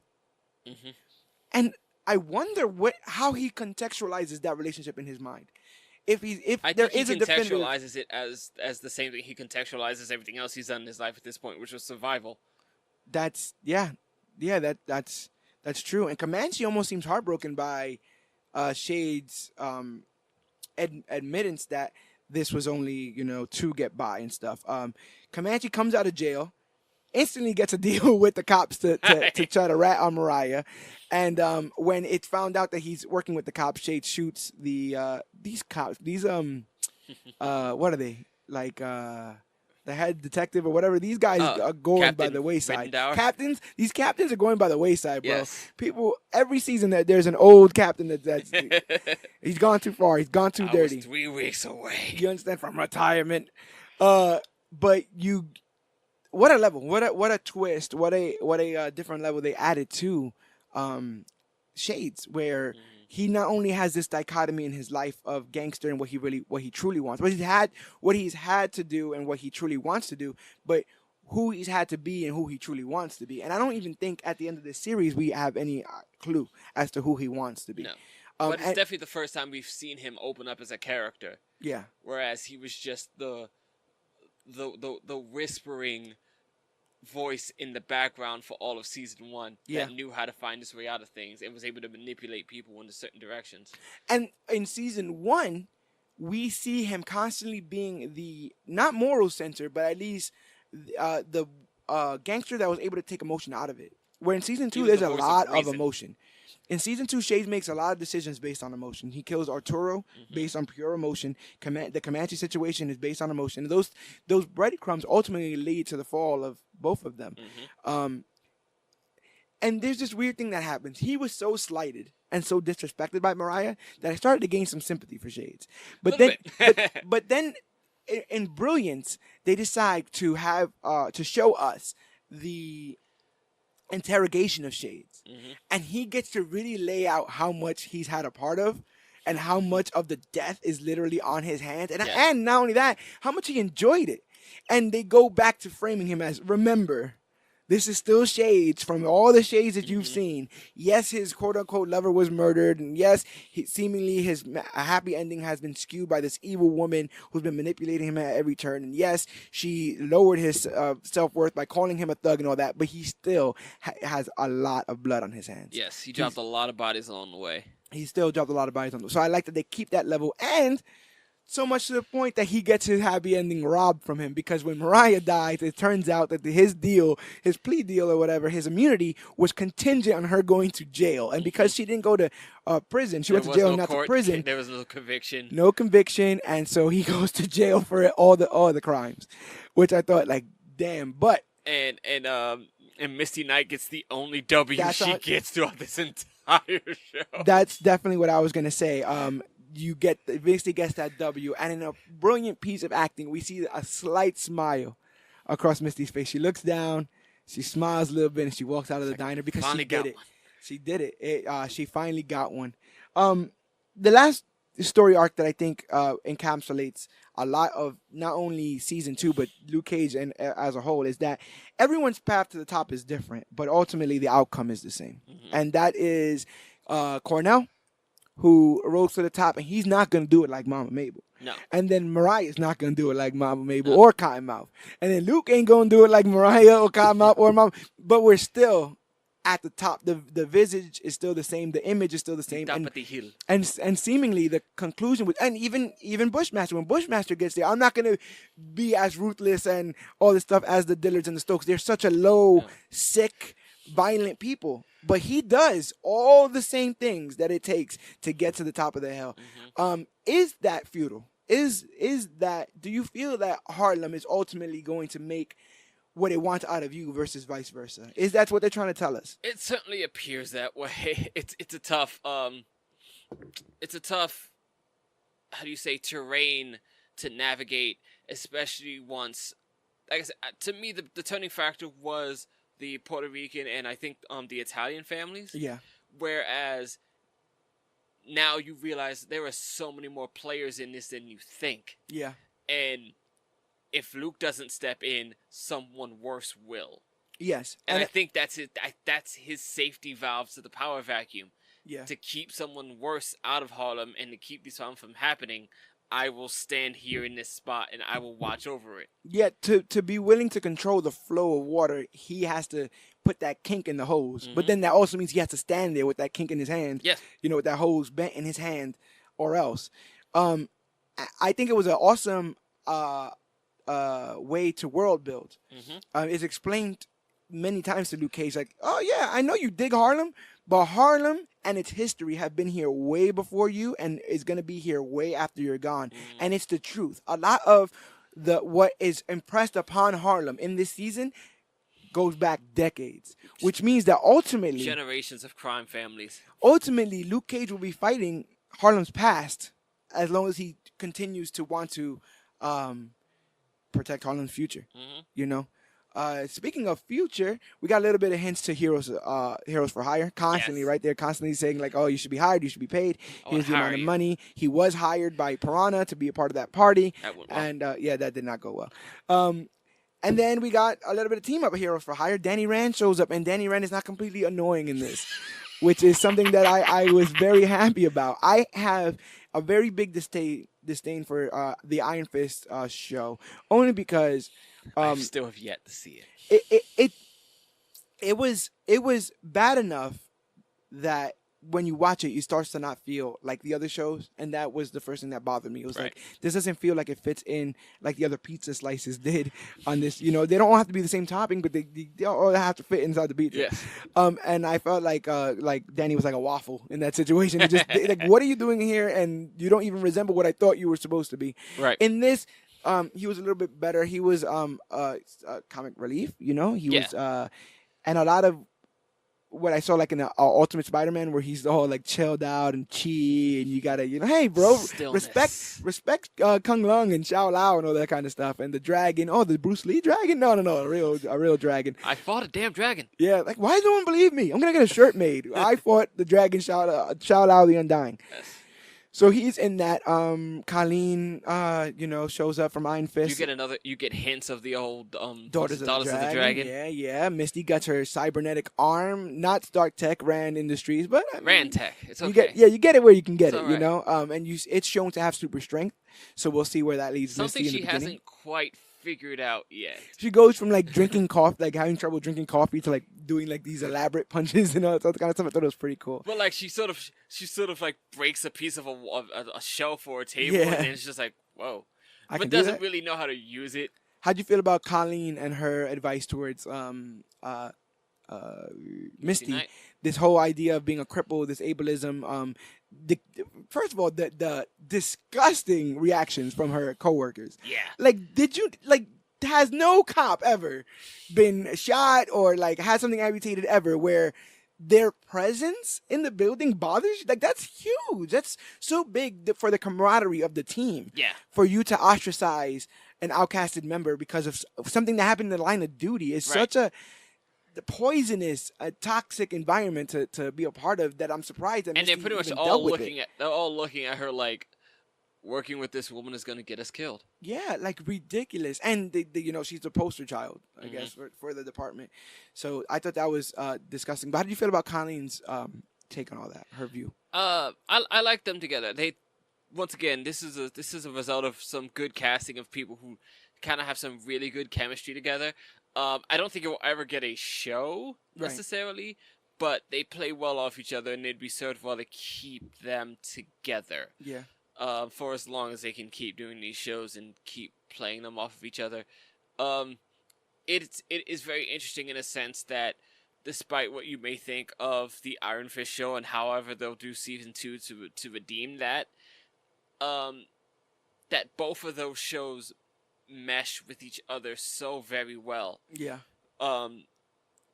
The two actors, Mike Coulter and Finn Jones, play very well off of each other, and they just seem to always be having a grand old time working together, which makes the Luke Cage Iron Fist thing a whole lot of fun. Colleen Wing and Misty? excuse me, yes, I forget the actress's name. Oh, Simone Missick. Yeah, Simone Missick play very well off of each other. Yeah. So they all seem like everyone seems really warm and friendly. It all meshes together really well. I do hope we get just our Heroes for Hire show. Yeah. Myself, I think that'd be the best direction. It was really cool to see both Misty and Colleen, who both had experienced traumatic events. I'm not here to measure which one was more traumatic. Nah, revealing that you were in a cult and almost getting killed by the cult leader and getting your arm cut off. And instead of wallowing, they choose to lean on each other, which is one of my favorite parts of like comic book lore. Like, because no one can really understand what you're going through but another hero or another person that was like literally at the same situation. Right. So instead of wallowing, it wasn't an instance of Colleen making Misty tough. It was an instance of Colleen reminding Misty that she's always been tough, which I thought was cool because, yes, from the beginning, Misty has always been take no nonsense. My favorite scene is season 1 when she fakes out the cop with the fake phone, and she's like, "Oh, what? Someone's dirty. Who could it be?" And the guy's like, "I'm not dirty. I'm telling you, it's all him." And and she fakes and like so smart. Playing basketball, for intel, all of that stuff. The stories you hear about her and Nandy, oh my God, Nandy. It's a whole nother dumpster fire of a character that just was annoying at every turn, but I'm pretty sure that was her intention. Right. But showing her as a dark mirror to Misty of like, when I think she let like an injury, like let her, get out of being a basketball player, and then Misty takes that ball and runs with it and is blamed for running with it, and Misty's like, I'm never going to be blamed for taking the circumstances that I have and doing something out of it, which is constantly her narrative in this show. Not at all. And you have her, like I said, through her eyes, you see how unforgiving the law enforcement job can be. It's thankless. Extremely thankless. The last thing I want to point out in this is the amount of gore in this season. Of violence, I think, is at a level that we haven't seen before. And this is coming from a show where we see Cottonmouth beat somebody to death. He shoots his uncle. You never really see Cottonmouth beat the face to death. That's true. In the very first episode, Bushmaster swipes a blade across the eyes of Nigel, and it is crazy. It's out of control, and we have people's heads getting cut off and put on pikes. We have men being burned alive. I thought it was chilling to watch from the outside of the restaurant, all the gunshots Yeah. And then they start to slow down as less and less survivors are left Right. over. It's sickening how they were able to digitally affect the man being burned alive on fire and have us watch it because we're supposed to be as uncomfortable as Shades in that system. And, Shades, somebody who walked up to Candace and blew her head away, Right. is queasy over something like this and shows that he has done what's necessary and maybe enjoyed it, but this is a level, you know, we're at least told that this is a level of violence that no one should be okay with. Right.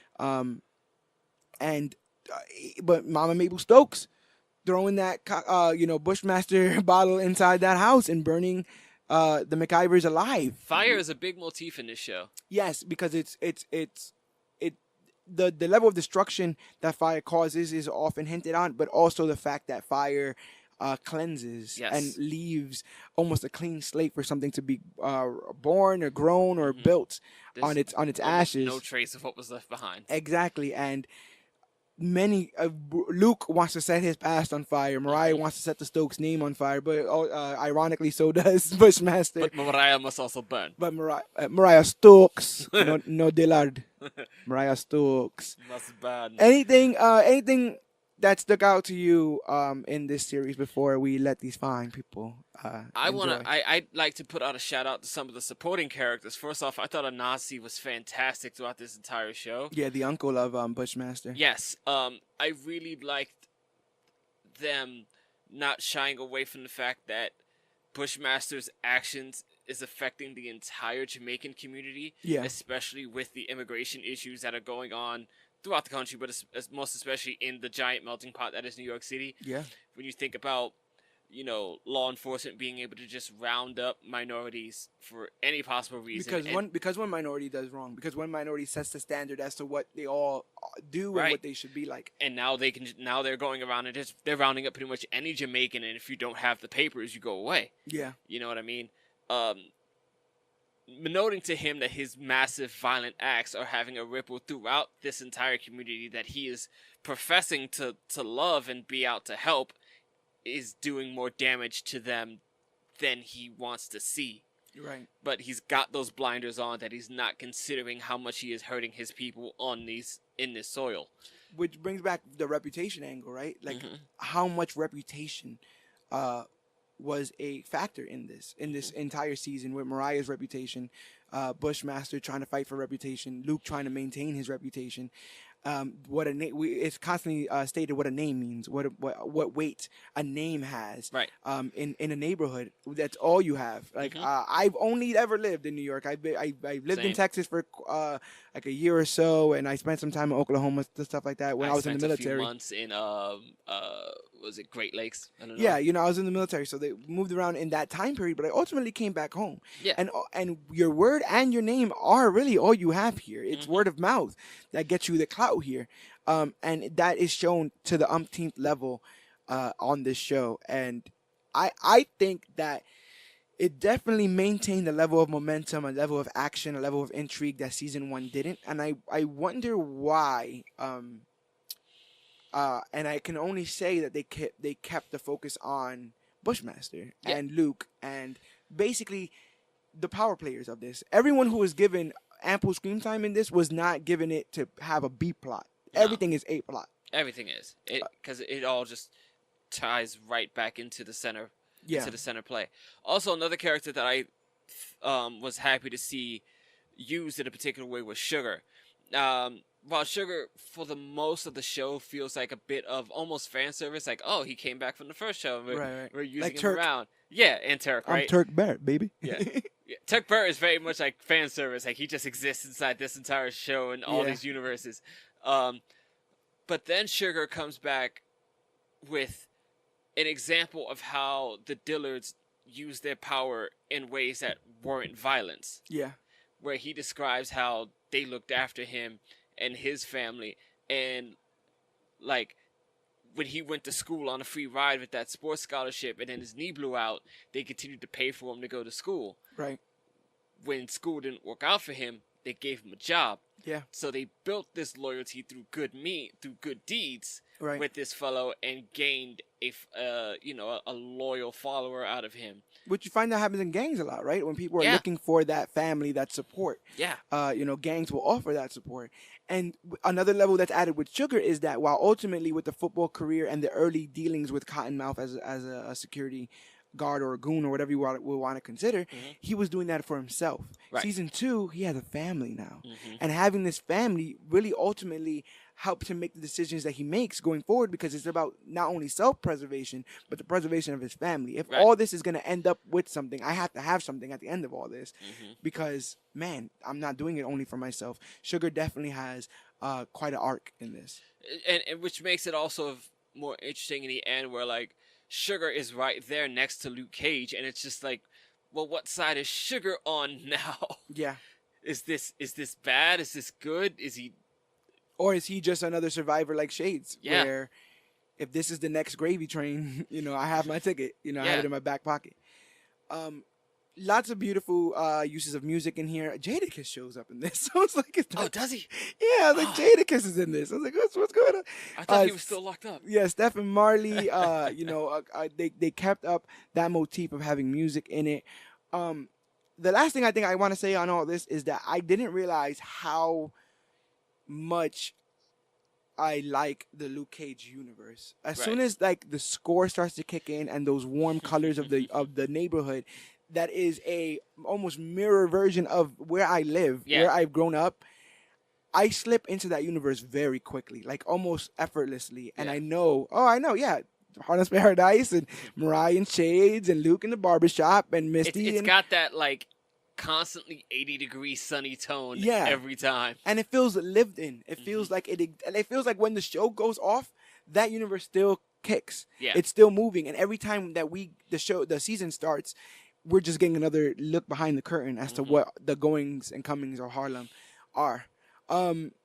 If you had to make an outlandish, because that's what we do here, an outlandish prediction for season 3 of Luke Cage, where does crime boss Luke Cage sit? I mean, he's on top. He's there with Harlem's Paradise in his clutches. Seemingly watching from afar is Tilda. Tilda has shown interest in the club, and now you see her walking in there. Danny, I don't think knows about Luke's weird allegiance with the illegal goings and comings of Harlem. Where do you think this leaves our bulletproof character?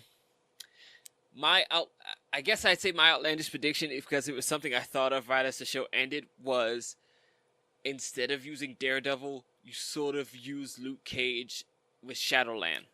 As you were saying it, the idea was forming in my head, and I agree. Yes. I agree.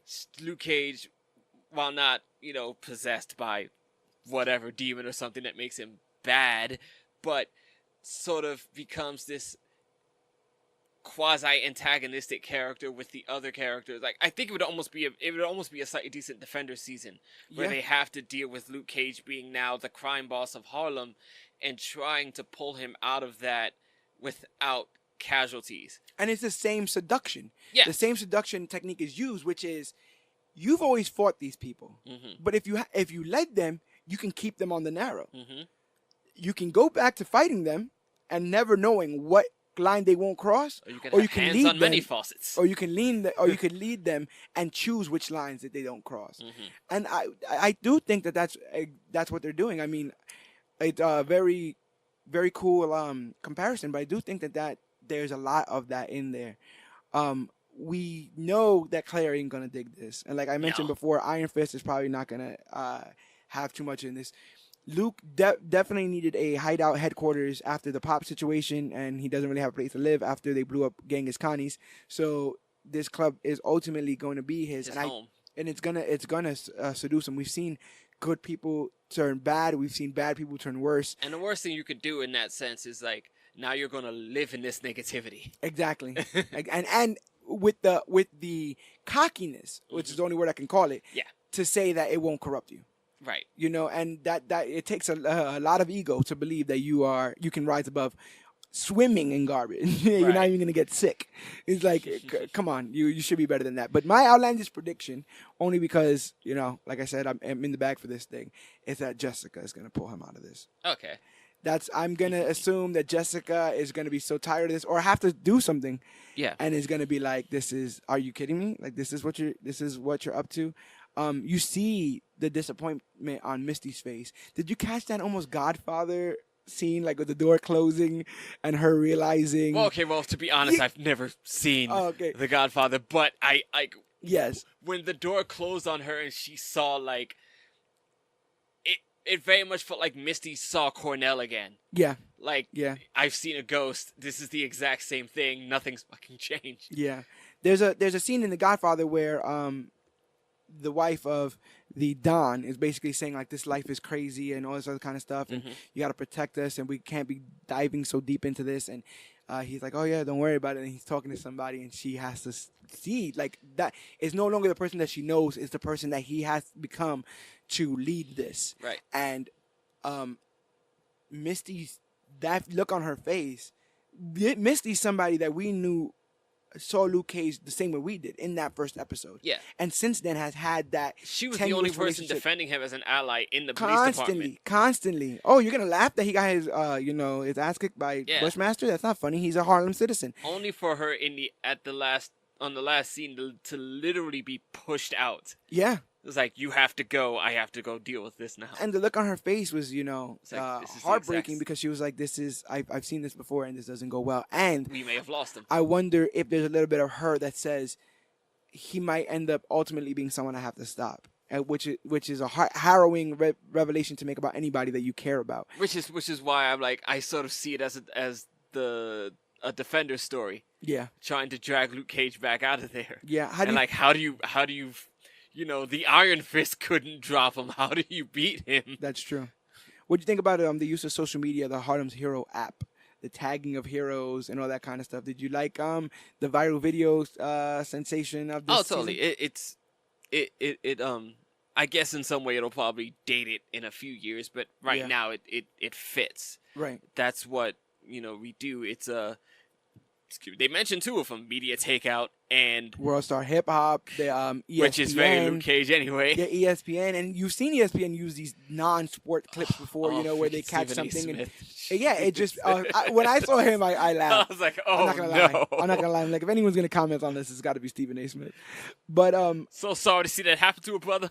I like how Luke Cage basically mentions that people's reputations are being sold to these news outlets. Yes. For literally money for that people's names and reputations are DW himself. Yeah, names and reputations are being sold just for the next man to get up, and how much people are willing to step on each other in these various situations from their own standpoint to get to where they gotta go. Mm-hmm. I know the Bushmaster is already going to be a contender for the CBC Awards for a villain. Now that I think about it, we're talking a little bit about Cornell. He almost seems like a quasi early prototype of Killmonger, where we have this guy who's seemingly way smarter than he is, deserved a background way better than he got, but was shoved down this way. Still doesn't excuse his horrible acts that he does. No, not at all. But it was a early precursor to that. Not only that backstory, but the cool swagger. Yeah. The introduction of words that we hear in our lexicon of this metropolis, slang words that are used, slang phrases that are used, rap lyrics that are used. The confusion of Luke Cage is like, Rosclot. Yeah. All of that, the voice of the people being spoken out of their mouths lends a credibility that these guys are literally started at the bottom and then rose to their evil ways. But you also kind of got to give it up to Mariah. Alfre Woodard showed every shade that she, no pun intended, that she could to the character, from crying. She is a chameleon. Which is like the beauty of her political experience. She can play every angle and every emotion at any time she needs. And you go from her, sucking on Shade's thumb in that restaurant, giddy over the fact that she's about to be $20 million and then eventually $150 million, richer, to her dying in Luke Cage's arms. Right. Completely powerless. The one thing that she never wanted to be. And what an arc I thought for the character. She said this is not over, and I'm very curious to see what that means. I wonder if that's just an arch villain thing to say, or I if that's think like a I think for her realizing what happened, I think she believes that her daughter is going to be set down that same path. okay, and So that like Luke he will Cage be fighting Dillard's or she'll be fighting this bloodline off that actually for makes some time. that actually makes sense, and then would also lend to like the hereditary nature of this vengeance. Yes. The idea that it gets passed down, the idea that the old grudges don't die easily, and we still have a MacGyver out there, Yeah. might be a little brain dead, but Right. But seeing like you could see both Tilda and Bushmaster showing back up and just continuing this line of violence against each other for, however long in the next season. yeah, definitely. But like I said again, I dig it. I recommend it. If you're listening this far in, I'm hoping you've seen it, or else you just heard a bunch of stuff about the show that you probably shouldn't have. But What are you doing here? But I'm so glad. I think it's one of the best second seasons out of Netflix series. I don't think that besides like Foggy and on point Trish, that the other shows have that large of a supporting character base. I really like Misty. Misty is almost neck and neck with Luke in this, and Simone Mystic does her best does a great job being engaging, being charming, being sympathetic. And also playing as if she doesn't have an arm, which is not Right. easy, right? She obviously has an arm.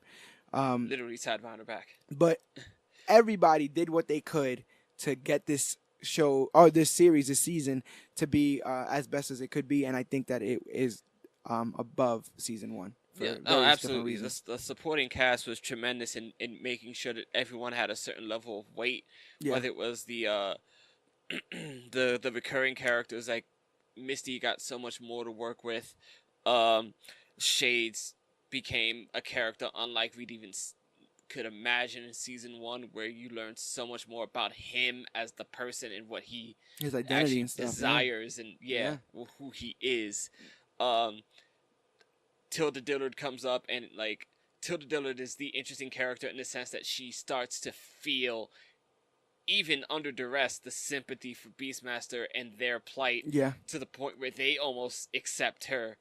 Yeah, she's at the point where she's healing him, and Yeah. she is And aiding like, even him. though she's still sort of viewed as an enemy who can help them, by the end of it, he's just like, you're kind of a good one. Yeah, and she aids him in murder. Ultimately, Yeah. he doesn't get to commit it, but he aids him in that. That supporting cast does a lot to carry the rest of the weight whenever Luke is not on screen. Reggie Cathy, in his last role, I believe, I want to say it was puts on does does great as the father. Sue and Johnny's father from Yeah. Fan Forstick shows up to give Luke in the beginning he was easily unlikable. His swagger, his ego, the way he was talking to Luke. That's In the our beginning, I protagonist. felt like he was going to be another villain. Yeah, that's our protagonist, and the way he was talking about him didn't make us fans of him early on, but eventually they are able to, bury the hatchet. The whole weird thing about Luke Cage's mom dying of cancer or having cancer, and having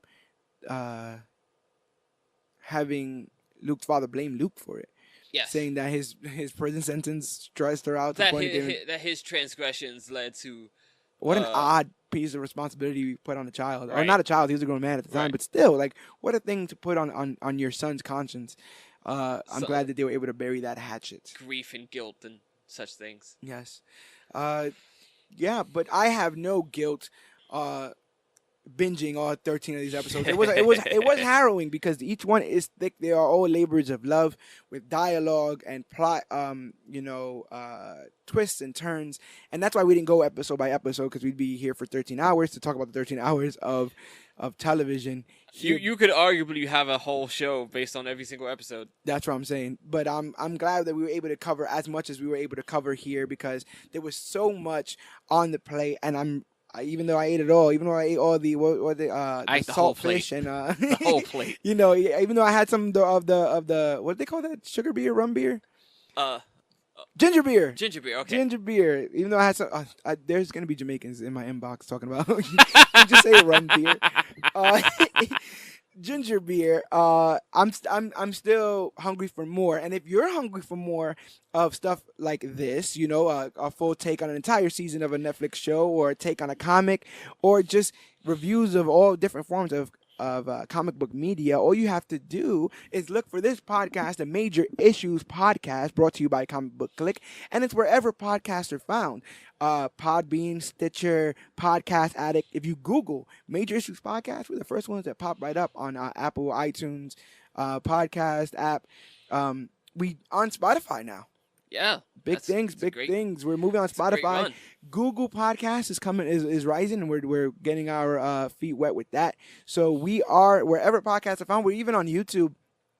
These episodes also get uploaded to YouTube. So go listen to the back category, the front category. Meet us on the next episode next week, which we will be tackling the 1990 version of Captain America for the 4th of July. I'll be right here with GT Rebirth as we slog through the mess that is early Marvel as they try to get their footing. You need to understand, I got this spot to do Superman, and now they figured they brought me in too easy, and now I have to deal with this. Hey, you gotta deal with both sides, bro. The Stokes and the Dillards. You understand? This is what all this is about. Oh, I'm gonna go steal a car. But meet us for that episode, and if you want to reach us or find out what else Comic Book Clique is doing, all you have to do is go to facebook.com/comicbookclique, Instagram @comicbookclique, or use the hashtag comicbookclique to talk about the newest, hottest, latest, and greatest things to come to comic books and comic book media. We got Ant-Man the Wasp coming up. Aquaman is making literally waves. San Diego Comic-Con is in a couple weeks, and then New York Comic-Con, which we hope to be at. So there's so much stuff coming down the pike. Make sure that you are paying attention and have your ears on the ground. Use your Harlem Heroes app to find out where we are and tag us accordingly. Go out and get yourself a bottle of Bushmaster. I hear it's great stuff. Everyone who takes it thought it was pretty damn good. But yes, if you could do us a favor, if you want to be your own hero, go ahead and go to iTunes and rate and review this podcast, because it's the quickest way to find out feedback from our audience. And not only that, it's the quickest way for us to improve as podcasters, is the way that we can find out what we're doing right, what we're doing wrong, what you guys like and what you dislike. Please be kind. The internet can be a very cruel place. But I see that some of you guys are already rating and review, and we thank you because we get better every week because of you guys. The Clique helping us grow, and plus I've been to the future. I've seen Major Issues, and it becomes the latest and greatest thing to come to comic books and comic book media, and we got to get building there. I feel like if I tell you that, it might change the future. That's true. So all I can say is that we do become astronomical, and it's all thanks to you guys. So make sure that you guys are liking, sharing, subscribing, commenting, and just spreading the general goodwill of Comic Book Clique and Major Issues. But my name is George Serrano, a.k.a. The Don. I am GT Rebirth. And this has been the Luke Cage Season 2 recap and review. And whether you were burned alive, you have criminals in your family, whether you just came out of prison, or you have just made it to the top of the hill, or whether you're the man at the top of the hill, remember that we are the Clique, and you, yes you, are worthy.